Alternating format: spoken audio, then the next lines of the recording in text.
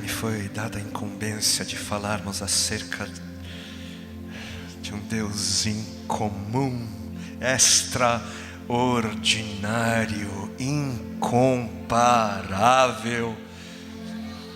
E nós vamos mergulhar um pouquinho, só um pouquinho nessa gota que é a imensidão do ser do nosso glorioso Senhor. Romanos capítulo 1. Nós vamos ler um tanto as Escrituras e ler a palavra do Senhor. Nunca é demais. Romanos capítulo 1, a partir do versículo 18, são palavras do apóstolo Paulo. E aqui não mais um apóstolo, um novo convertido, mas alguém que havia já experimentado muito do Senhor e que escreve então à igreja em Roma um denso tratado que não diz tudo acerca do Senhor, mas nos revela preciosidades acerca do seu ser. Diz assim a palavra do Senhor: portanto, a ira de Deus é revelada dos céus contra toda a impiedade e injustiça dos homens, que suprimem a verdade pela injustiça. Porque o que de Deus se pode conhecer é manifesto entre eles, porque Deus lhes manifestou. Pois desde a criação do mundo, os atributos invisíveis de Deus, seu eterno poder e sua natureza divina, têm sido vistos claramente, sendo compreendidos por meio das coisas criadas, de forma que todos os homens são indesculpáveis, porque tendo conhecido a Deus, tendo acesso ao conhecimento de Deus, não o glorificaram como Deus, nem lhe renderam graças. Não havia gratidão em seus corações, mas os seus pensamentos tornaram-se fúteis, e o coração insensato deles obscureceu-se. Um pouquinho mais adiante, capítulo 1, versículo 28. Além do mais, visto que desprezaram o conhecimento de Deus, Ele, o próprio Senhor, os entregou a uma disposição mental reprovável para praticarem o que não deviam. Tornaram-se cheios de toda sorte de injustiça, cheios de maldade, cheios de ganância, cheios de depravação. Era isso que eles queriam. E são cheios de inveja, cheios de homicídios, cheios de rivalidades, cheios de engano e malícia. São bisbilhoteiros, caluniadores, inimigos de Deus, insolentes, arrogantes e presunçosos.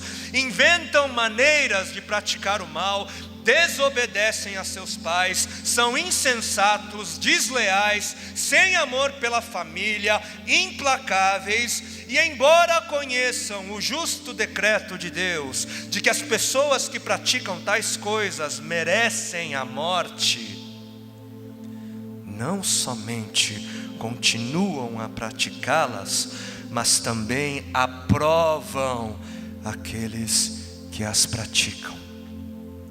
Romanos capítulo 3, um pouco mais adiante, versículo 10. Como está escrito: não há nenhum justo, nenhum sequer. Não há ninguém que entenda, ninguém que busque a Deus. Todos se desviaram e tornaram-se juntamente inúteis. Não há ninguém que faça o bem, nenhum sequer. Embora existam pessoas que pensam que fazem o bem, mas não fazem o bem no segundo o padrão do bem. Não fazem. Um pouco mais adiante, 3:23. Porque todos pecaram e estão destituídos da glória de Deus, sendo justificados gratuitamente, de graça, a troco de nada, por sua glória, por meio da redenção que há em Cristo Jesus. Deus o ofereceu como sacrifício para propiciação, mediante a fé pelo seu sangue, demonstrando a sua justiça. Em sua tolerância havia deixado impunes os pecados anteriormente cometidos, mas no presente demonstrou a sua justiça, a fim de ser justo e justificador daquele que tem fé em Jesus. Romanos capítulo 4, versículo 4. Ora, o salário do homem que trabalha não é considerado como favor, mas como dívida. Todavia, aquele que não trabalha, mas confia em Deus, que justifica o ímpio, sua fé lhe é creditada como justiça. Davi diz a mesma coisa quando fala da felicidade do homem a quem Deus acredita justiça, independente de obras. Como são felizes aqueles que têm suas transgressões perdoadas, cujos pecados são apagados. Como é feliz aquele a quem o Senhor não atribui culpa. Romanos capítulo 5, versículo 6 em diante. De fato, no devido tempo, quando ainda éramos fracos, Cristo morreu pelos ímpios. Dificilmente haverá alguém que morra por um justo. Embora pelo homem bom, talvez alguém tenha coragem de morrer. Mas Deus demonstra seu amor por nós. Cristo morreu em nosso favor quando ainda éramos pecadores. Como agora fomos justificados por seu sangue, muito mais ainda por meio dele seremos salvos da ira de Deus. Se quando éramos inimigos de Deus, fomos reconciliados com ele mediante a morte de seu filho, quanto mais agora, tendo sido reconciliados, seremos salvos por sua vida. Romanos capítulo 6, versículo 23. Porque o salário do pecado é a morte, mas o dom gratuito de Deus é a vida eterna em Cristo Jesus, nosso Senhor. E finalmente Romanos capítulo 8, versículo 1 em diante. Portanto, agora já não há condenação para os que estão em Cristo Jesus, porque por meio de Cristo Jesus a lei do Espírito de vida me libertou da lei do pecado e da morte. Porque aquilo que a lei fora incapaz de fazer, por estar enfraquecida pela carne, Deus o fez enviando o seu próprio Filho, à semelhança do homem pecador, como oferta pelo pecado, e assim condenou o pecado na carne, a fim de que as justas exigências da lei fossem plenamente satisfeitas em nós, que não vivemos segundo a carne, mas segundo o Espírito. Que o Senhor nos dê entendimento, que o Senhor nos dê ouvidos para ouvir, uma mente sã, um coração rendido, para absorvermos e retermos a sua mensagem. Amém.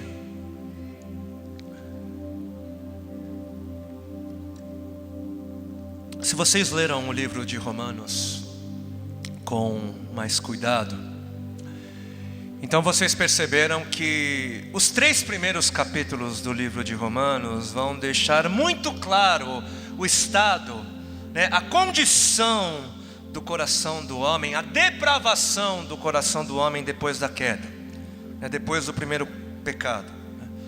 Fica muito claro nesses 3 primeiros capítulos o porquê que todos os homens são dignos de serem alvos da ira santa de Deus, da ira do Senhor. Fica muito claro. E fica muito claro também o porquê que Deus continuaria sendo perfeitamente bom, mesmo se todos fôssemos condenados ao inferno. Fica muito claro porque que Deus continuaria sendo quem Ele é. ele não mudaria em nada.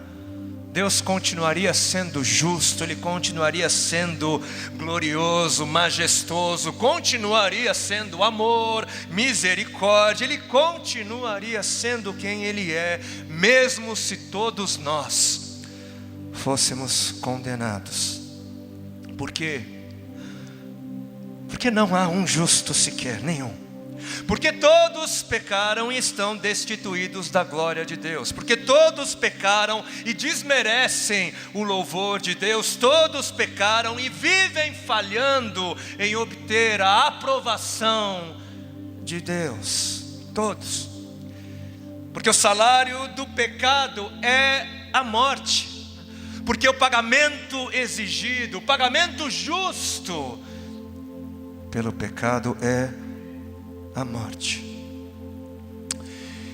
E se vocês leram também com mais cuidado os 3 primeiros capítulos da Bíblia, lá no livro de Gênesis, então vocês ali perceberam a profundidade, a largura, a altura, a dimensão do estrago que o primeiro pecado causou na história da criação.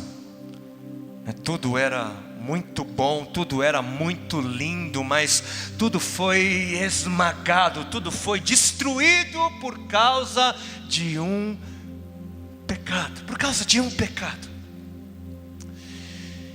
E muitas pessoas, inclusive cristãos, eles não conseguem entender como é que um Deus bondoso seria capaz de enviar pessoas para o inferno só porque cometeram alguns pecados durante alguns anos.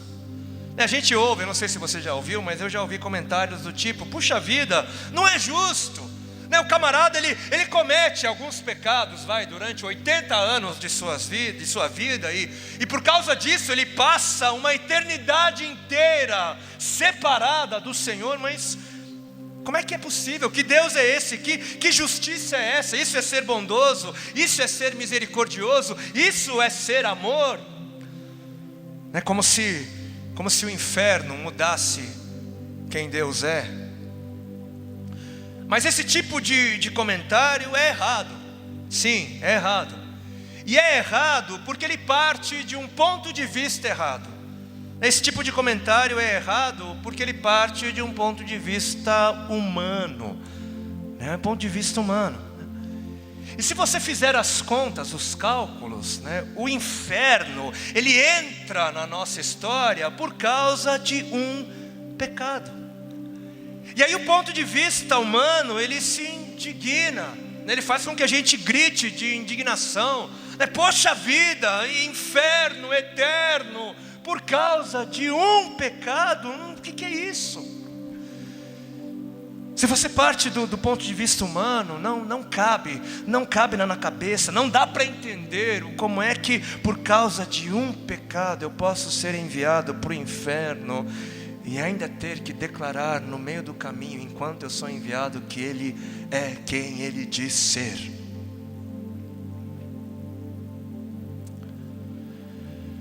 Mas e se nós adotarmos um outro ponto de vista?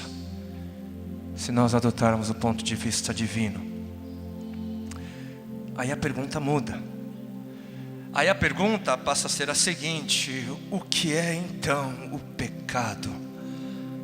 Para que a consequência tenha sido tudo o que existe de pior na existência. Por que é que um pecado só justificou a morte e a criação de toda a morte e condenação de toda a criação? Por quê? Por que é que é justa toda a morte por conta de um pecado? Se as pessoas entendessem o que o pecado é, se o mundo entendesse o que é o pecado, e o lamentável é que o mundo falhe em perceber o que o pecado é, porque muitos de nós ainda não compreendemos o que o pecado é. Porque o pecado não faz parte da natureza humana.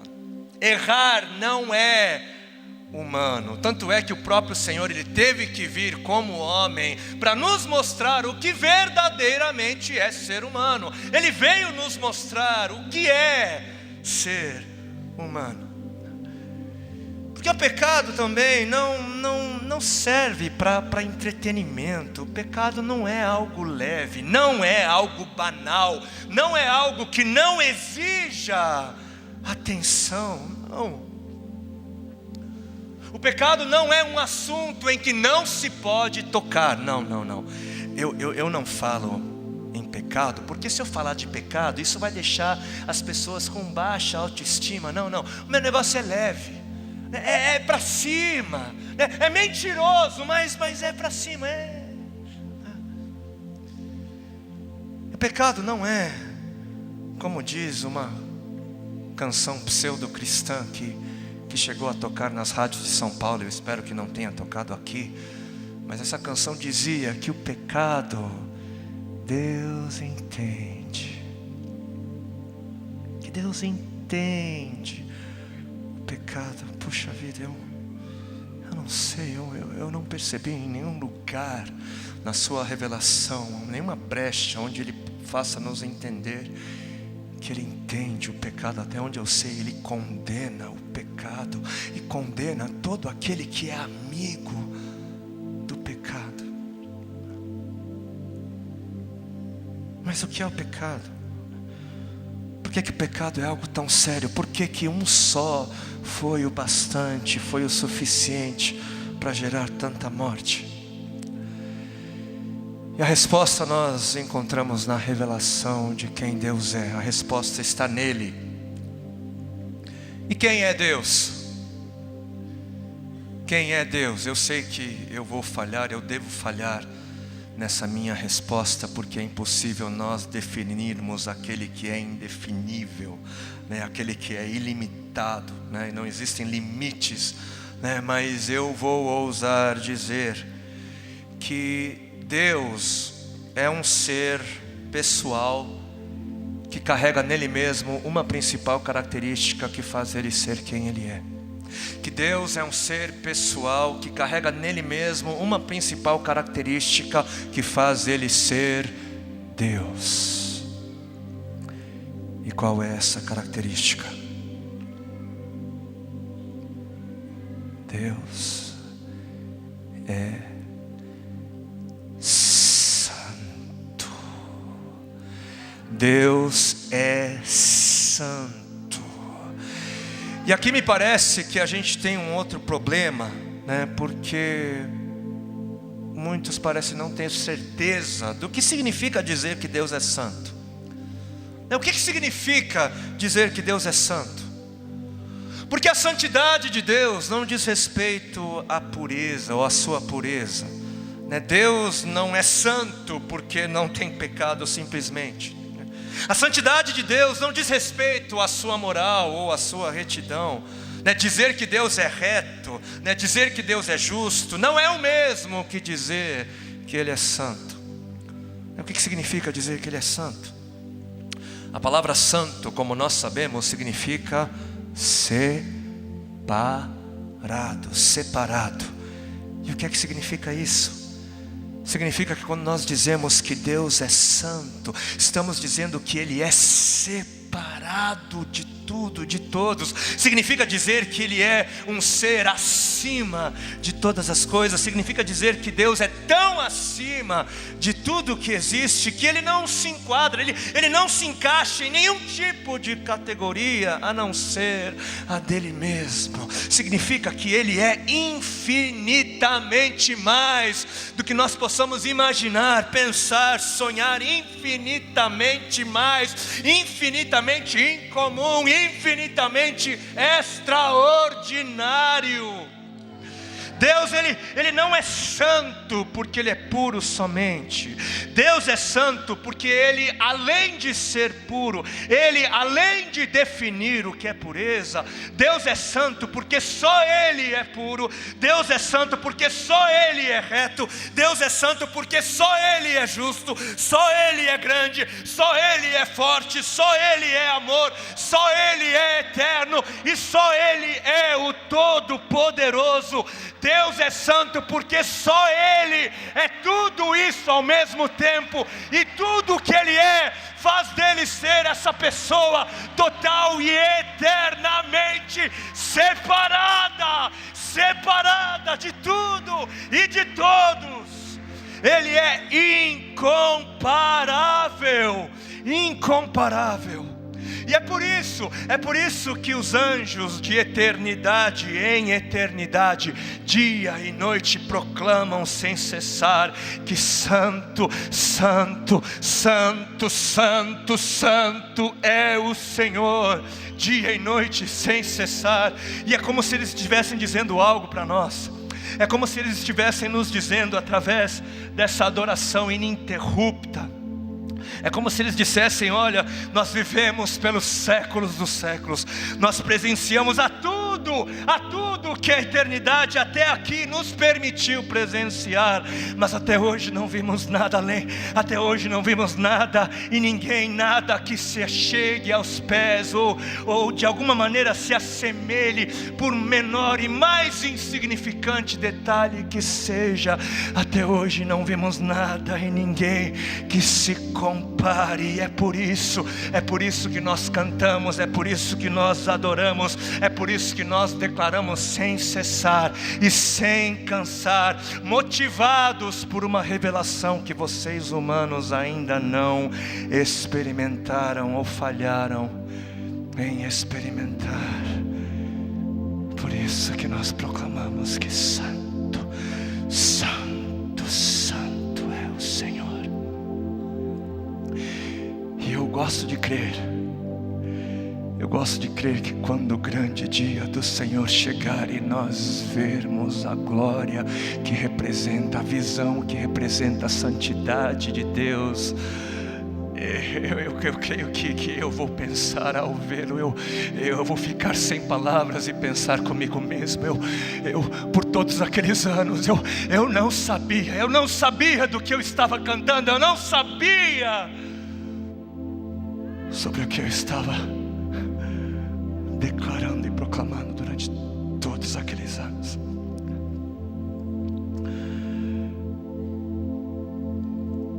A santidade de Deus, ela faz algo de muito interessante.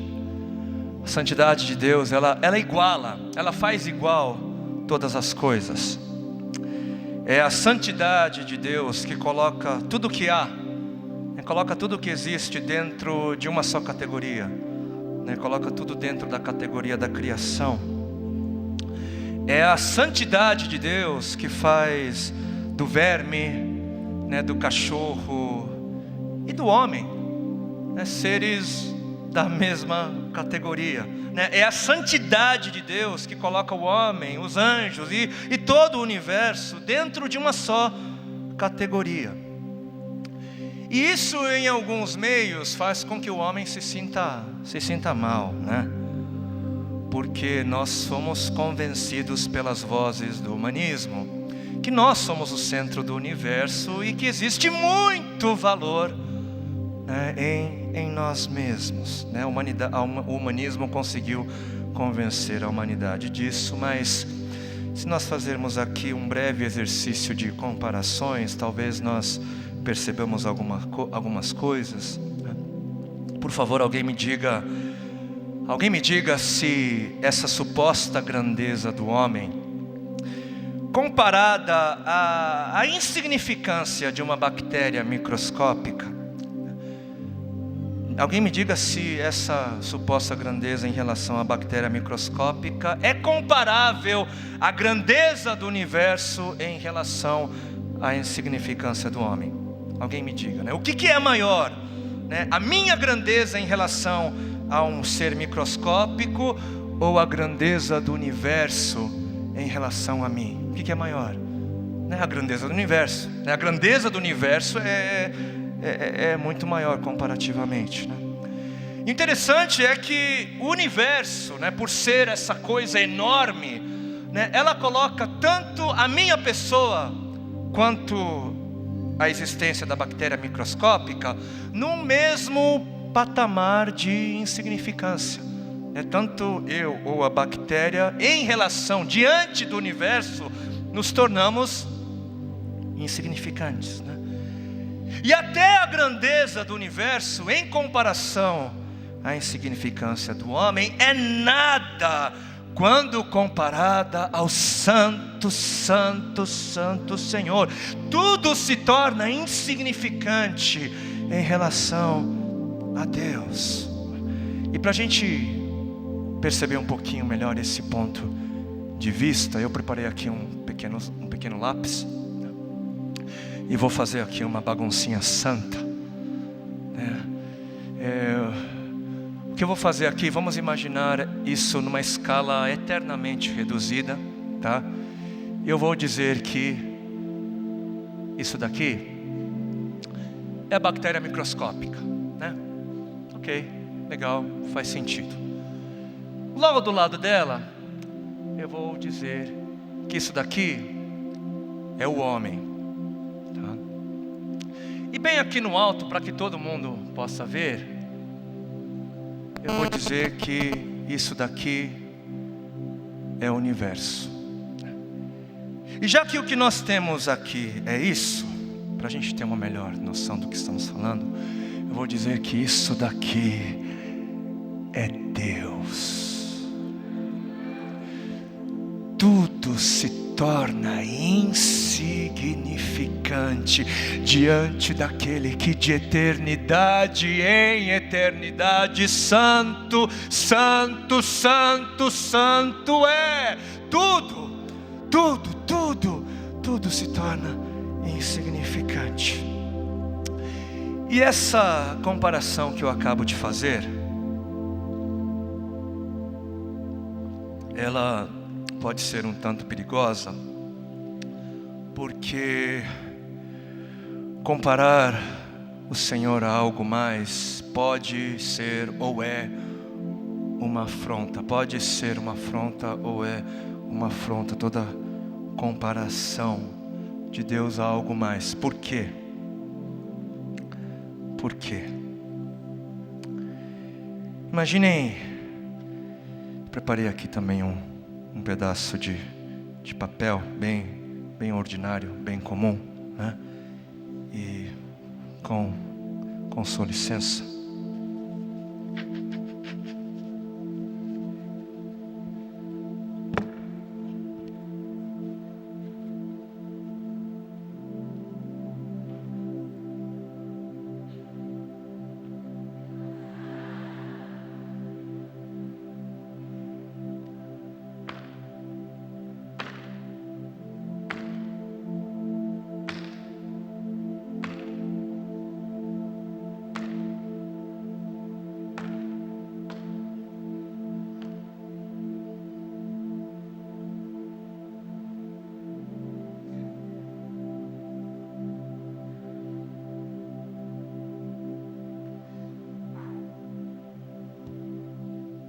ainda tentando responder aquela pergunta. Imagine se eu pegasse esse papel asqueroso, nojento, desprezível, e dissesse assim: Pastor Tom, o Senhor para mim é melhor do que isso daqui. João, sabe o seu pai? Seu pai para mim é melhor do que isso daqui. Maria, sabe a sua mãe? A sua mãe para mim é melhor do que isso daqui. Por que alguns aqui ficaram preocupados? Por que isso é tão insultante? Por quê? Porque ao comparar a pessoa do pastor Tom, a mãe e o pai de João e Maria com isso, eu os rebaixei, eu os trouxe ao mesmo nível disso, né, do objeto comparado. E Deus é santo. Ele é incomparável, incomum, extraordinário. Ele é santo. E não é que não seja possível comparar Deus a algo mais. A questão é que não se pode comparar a Deus a algo mais. Não se deve comparar Ele a nada. Porque comparar Deus a algo é colocar Deus no mesmo nível do objeto comparado, e isso é dizer que Ele não é tanta coisa assim. Isso é dizer que Ele não pertence a uma categoria totalmente exclusiva. Isso é dizer que Ele não é santo. E o que é o pecado então? Por que o pecado é algo tão desprezível? O problema do pecado, o pecado é algo horrível, porque isso daqui se levantou contra os céus e disse: eu e você somos iguais, eu posso ser como você. Por que é que eu não posso ser como você? Eu exijo ser igual a você. Por que é que eu precisaria de você? Isso daqui não se viu diferente dele, isso daqui não percebeu a majestade do seu ser, achou que poderia ser como Deus. O problema do pecado, o pecado é uma abominação, porque é uma afronta ao santo, santo, santo Deus, e é uma afronta por parte disso. Todo aquele que não conhece a Deus, todo aquele que não o vê como Ele é, nunca vai entender o quão desprezível é o pecado. Nunca. E aquilo que a gente chama de pecadinho e pecadão não existe. Por quê? Porque pecadinho e pecadão parte também de um ponto de vista humano, né? É conceito humano. Porque do ponto de vista divino, pecado é pecado, afronta é afronta. E porque a questão não é o tamanho do pecado, não é o pecado, a questão não é o tipo, a afronta, o tipo do pecado, mas o problema é o ser afrontado, a questão é o ser afrontado. Uma coisa é você dar um soco na boca do meu estômago, outra coisa é você dar um soco na boca do estômago de um policial, outra coisa é você dar um soco na boca do estômago do presidente dos Estados Unidos, e outra coisa total e eternamente diferente é afrontar aquele que pelos séculos e séculos é santo, santo, santo. Agora vamos pensar no seguinte.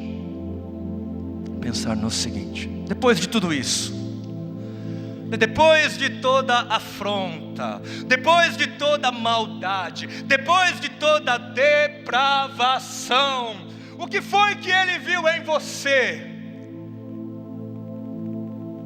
para que Ele te amasse? Depois de tudo isso, o que é que foi que Ele viu em nós que merecêssemos o seu amor? O que é que Ele viu em você que fazesse você merecer o seu amor? O que? Sabe o que Ele viu em você? Em você? Nada. Não, Ele não viu. Ele não viu em você formosura. Não, Ele não viu em você potencial. Não, Ele não viu em você algo de bom. Ele viu nada em você que fosse digno do seu amor. Não viu nada. Não, o que Ele viu? Ele viu em você depravação. Ele viu afronta. Ele viu maldade. Ele viu egoísmo. Ele viu crueldade. Ele viu maledicência. Ele viu falta de misericórdia. Ele viu violência, mentira, assassínio. Ele não viu nada em você. Você era perfeitamente, você era perfeito, era um candidato prefeito, você era todo digno de ser enviado para a condenação eterna, todo digno. Não viu nada em você. E é aqui que nós encontramos espaço para a beleza do Evangelho. Ele não viu nada em você, mas quando Deus olhou para Ele mesmo, quando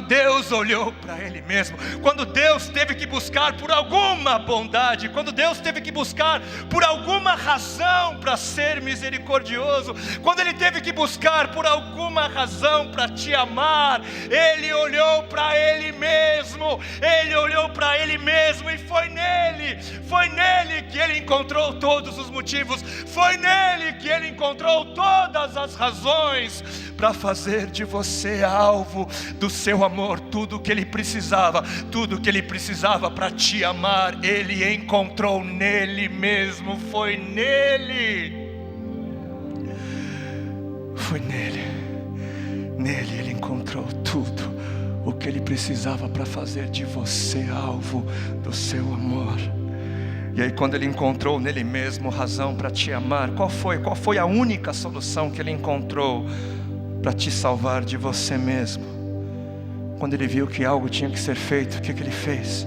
Ele enviou-se a si mesmo. Ele enviou o seu único e perfeito Filho.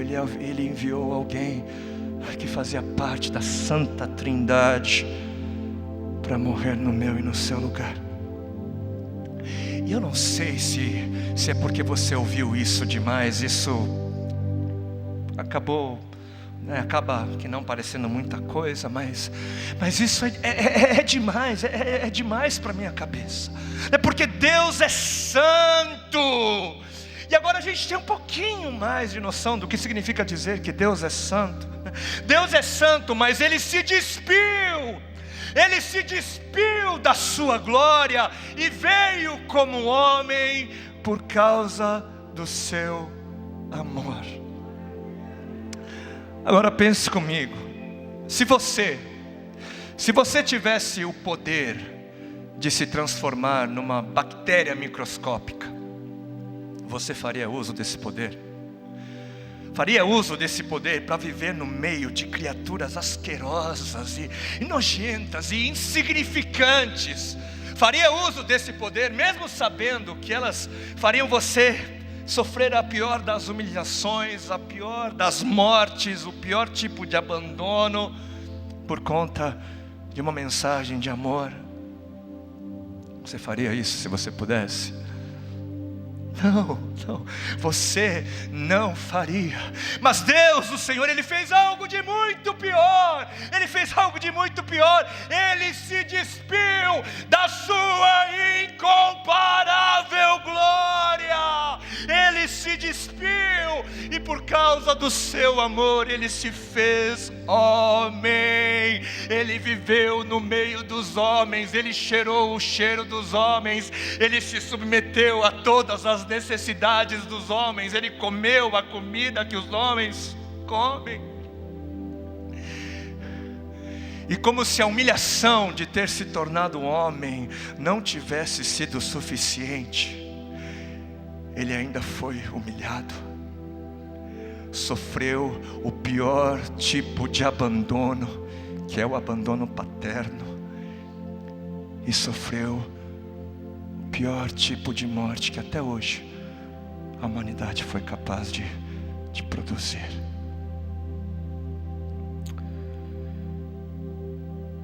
E por quê? Por que Jesus não apenas morreu, mas morreu da pior maneira que Ele poderia ter morrido, que alguém poderia ter morrido?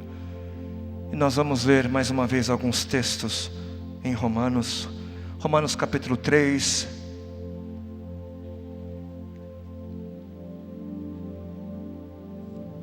versículo 23 em diante.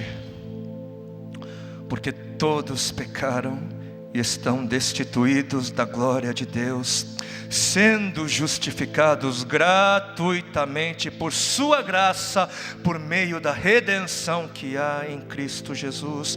Deus o ofereceu como sacrifício para propiciação, mediante a fé, pelo seu sangue, demonstrando a sua justiça.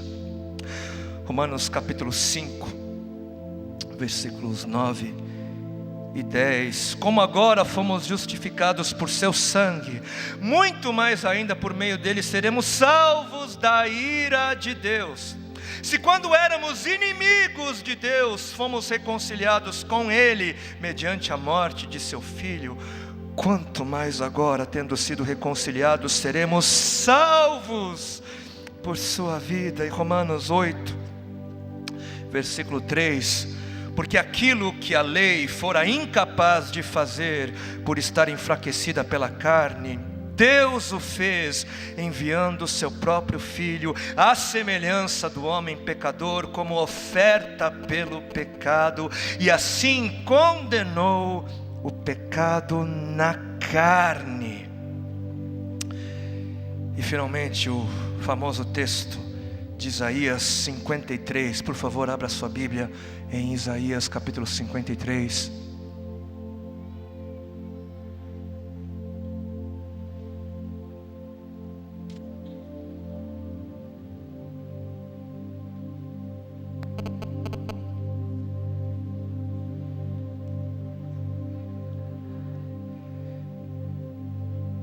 E ali nós lemos: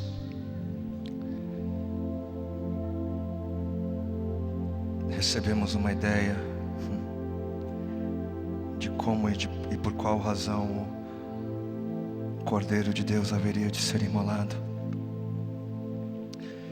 Isaías capítulo 53, a partir do versículo 4. Certamente Ele tomou sobre si as nossas enfermidades, e sobre si levou as nossas doenças. Contudo, nós o consideramos castigado por Deus atingido e afligido.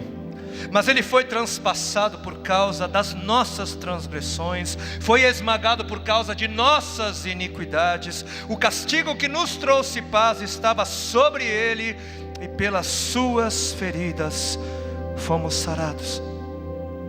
Todos nós, tal qual ovelhas, nos desviamos, cada um de nós se voltou para o seu próprio caminho, e o Senhor fez cair sobre Ele a iniquidade de todos nós. Ele foi oprimido e afligido, e contudo não abriu a sua boca.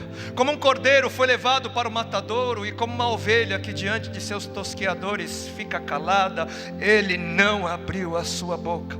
Com julgamento opressivo Ele foi levado, e quem pode falar dos seus descendentes? Pois Ele foi eliminado da terra dos viventes, por causa da transgressão do meu povo Ele foi golpeado. Foi-lhe dado um túmulo com os ímpios e com os ricos em sua morte.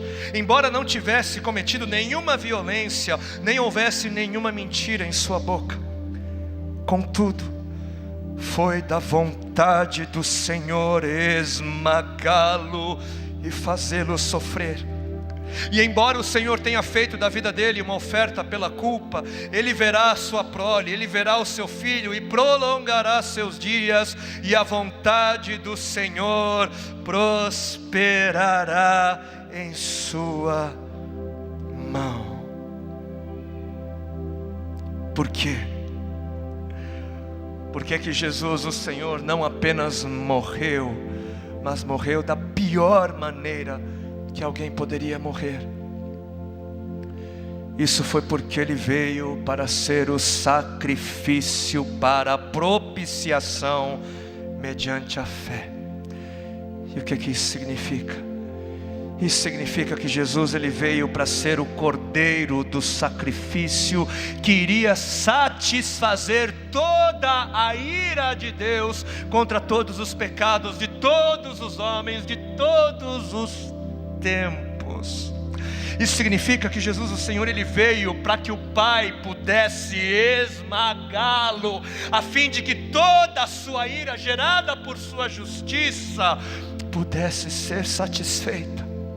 Isaías 53:10, contudo foi da vontade do Senhor esmagá-lo e fazê-lo sofrer. Foi da vontade de Deus, foi da vontade do Pai esmagar o seu próprio Filho, porque foi essa a solução do amor de Deus diante do pecado do homem.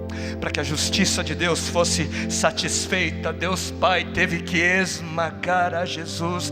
Deus Pai teve que fazer Jesus sofrer o pior sofrimento, sofrer o pior dos abandonos e sofrer o pior tipo de morte. Por quê? Por que tudo isso? Porque era exatamente isso que eu e você merecíamos. Merecíamos o abandono, merecíamos humilhação, merecíamos morte. E o Senhor, por isso Ele não poupou nenhuma gota da sua ira, nenhuma gota. Deus derramou toda a sua ira na cruz do Calvário. Em Jesus Ele derramou toda a sua justiça, todo o pagamento exigido por todos os pecados cometidos de todos os tempos por parte de todos os homens. Ali naquela cruz. E ali nós percebemos um Deus que, embora tenha livrado Abraão de sacrificar o seu próprio filho como prova do seu amor, nós vemos ali Deus Pai não livrando o seu único e próprio filho, para que o seu amor pudesse ser provado, para que todos pudessem saber, conhecer o seu amor. E enquanto o Pai esmagava o Filho naquela cruz, o Espírito Santo se retirou e consentiu na morte daquele que havia se tornado maldito. E existem sim, mas existem boas novas em meio a todo esse sofrimento. Por quê? Porque Jesus na cruz, Ele bradou: está consumado, a dívida foi paga, está consumado, está consumado. Sabe por quê?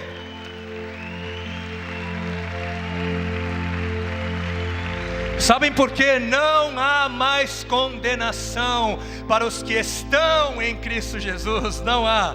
Mas sabe por quê? Não existe mais castigo, não existe mais lugar para o medo, não existe mais inimizade. A ira do Senhor não está mais sobre aqueles que estão em Cristo Jesus. Ele nunca vai derramar da sua ira sobre você, sobre nós, porque está consumado, foi pago, não existe mais dívida. Jesus acabou com toda a dívida, toda a ira de Deus foi toda paga em Jesus. Todo o salário do pecado foi pago quando o Pai esmagou o Filho. O Pai esmagou o Filho, Ele esmagou toda a morte do pecado, e não sobrou nada para você ter de pagar. Não sobrou nada, foi todo pago. Jesus apagou com toda a dívida do pecado lá naquela cruz. O seu sangue foi o suficiente, não sobrou nada. A dívida foi toda quitada. Aleluia, aleluia, aleluia.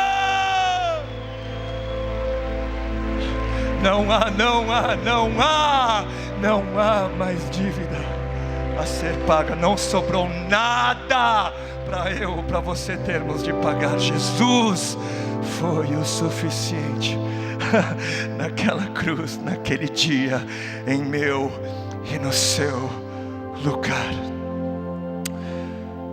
Pois todos pecaram e estão destituídos da glória de Deus, sendo justificados gratuitamente por sua graça, por meio da redenção que há em Cristo Jesus. Deus o ofereceu como sacrifício para propiciação mediante a fé, demonstrou a sua justiça a fim de ser justo e justificador, ou seja, de ser justo e declarar justo todo aquele que está, que confia, que vive, que olha, que responde, que adora a Cristo Jesus.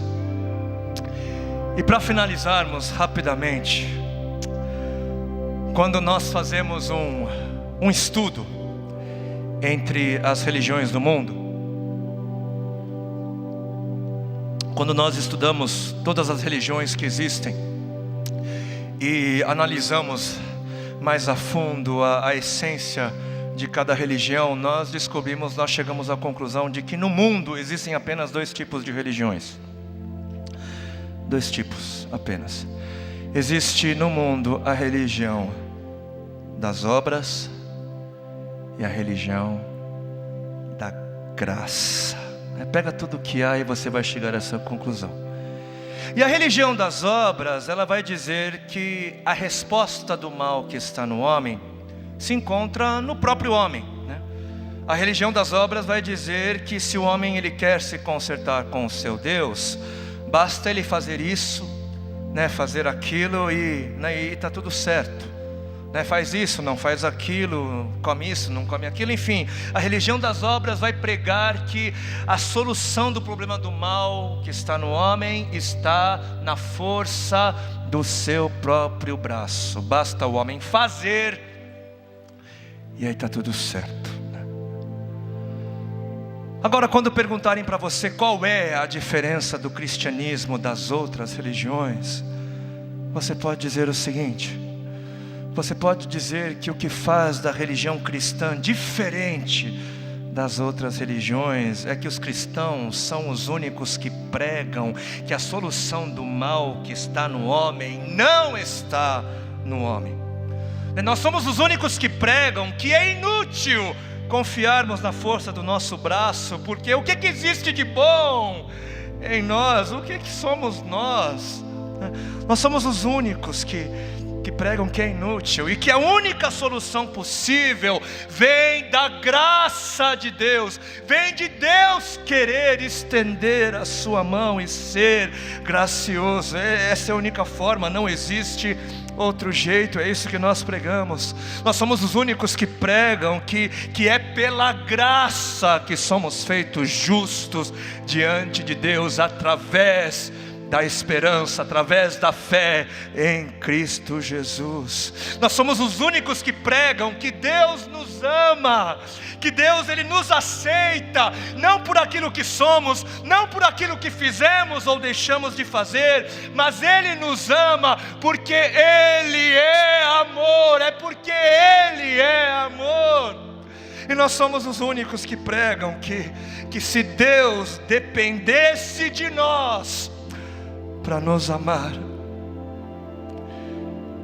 se Ele dependesse de nós para nos amar, nós estaríamos perdidos. Se Deus dependesse dos meus pensamentos, se Deus dependesse de tudo aquilo que eu faço ou deixei de fazer, se Ele dependesse de mim para me amar, eu estaria perdido.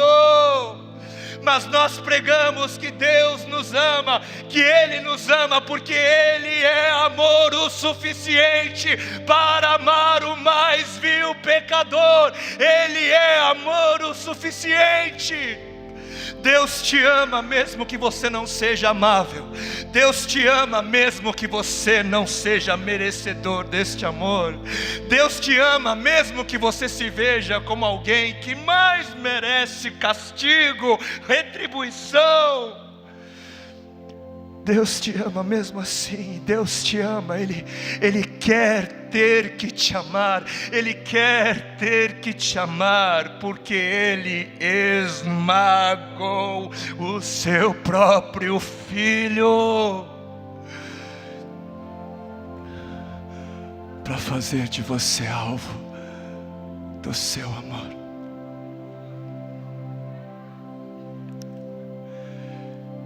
Se você crê, coloque-se em pé do seu lugar. Olhe para o alto, olhe para o alto. Olhe para o alto e perceba o seu coração, perceba o seu ser, perceba. Entenda que Ele não precisava fazer nada. Ele não precisava intervir, estava indo tudo de acordo, tudo estava indo muito bem. Se nós fôssemos condenados à eternidade, tudo estaria muito bem. A justiça, a verdade, tudo, a lei,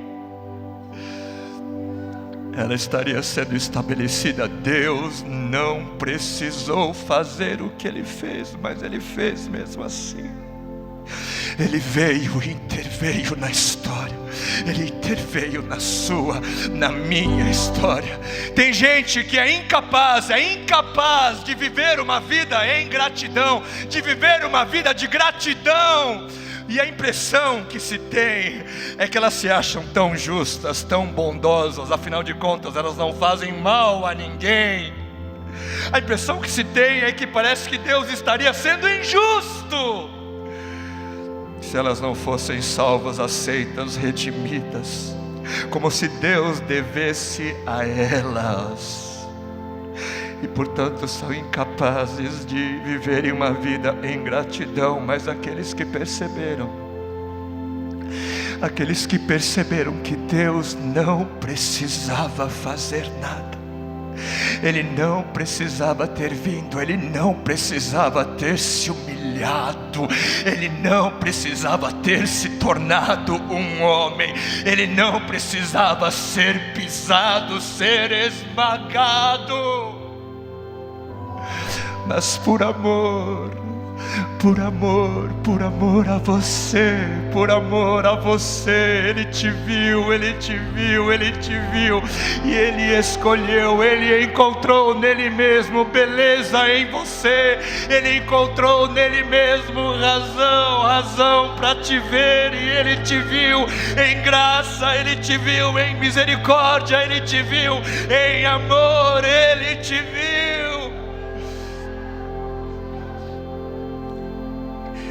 Naquela cruz,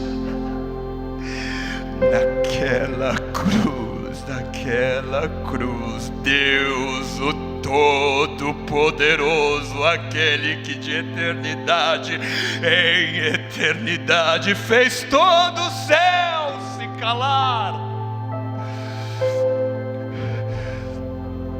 diante de um fato assustador, impensável, inimaginável.